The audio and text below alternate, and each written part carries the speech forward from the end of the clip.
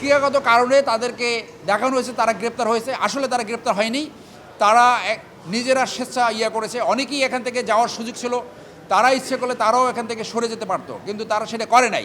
যা কিছু হয়েছে তা প্রাক্তন স্বরাষ্ট্রমন্ত্রী এবং শেখ হাসিনার নির্দেশে হয়েছে। এখানে কারো কোনো নিয়ন্ত্রণ ছিল না, তাদের এই ঘটনার উপর কোনো নিয়ন্ত্রণ ছিল না।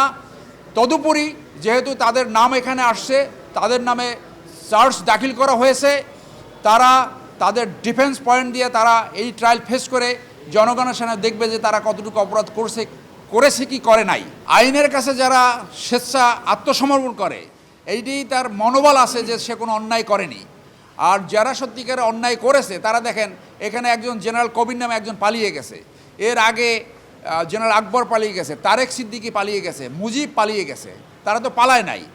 একজন সুনাগরিক হিসাবে, মোরোবার সেনাবাহিনী অফিসার হিসাবে তারা আইনের প্রতি শ্রদ্ধাশীল হয়ে তারা নিজেরাই আত্মসমর্পণ করেছে। এটা প্রক্রিয়াগত কারণে তাদেরকে দেখানো হয়েছে তারা গ্রেপ্তার হয়েছে, আসলে তারা গ্রেপ্তার হয়নি।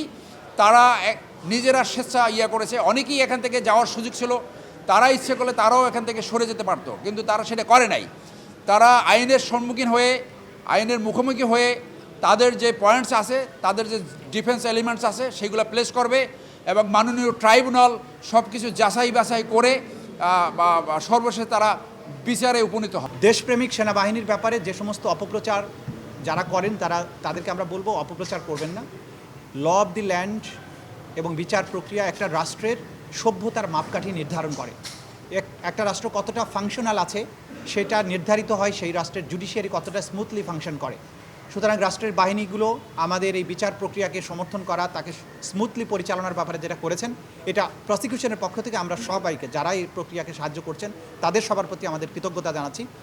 তারা যেমন জুলাই আগস্টে নিরস্ত্র ছাত্র জনতার উপরে যে পরিচালিত হত্যাযজ্ঞের সময় তারা যেমন রুখে দাঁড়িয়েছিলেন বা মাঝখানে ভূমিকা পালন করেছিলেন, যেটা জাতি স্মরণ করে, একইভাবে এই যে বিচার প্রক্রিয়া, গুমের বিচার প্রক্রিয়ার ক্ষেত্রেও তারা তাদের সহযোগিতা করছেন, আইনের প্রতি তাদের শ্রদ্ধা দেখিয়েছেন। এটাও আমরা এই আজকের এই সময়ে আমরা উল্লেখ করতে চাই।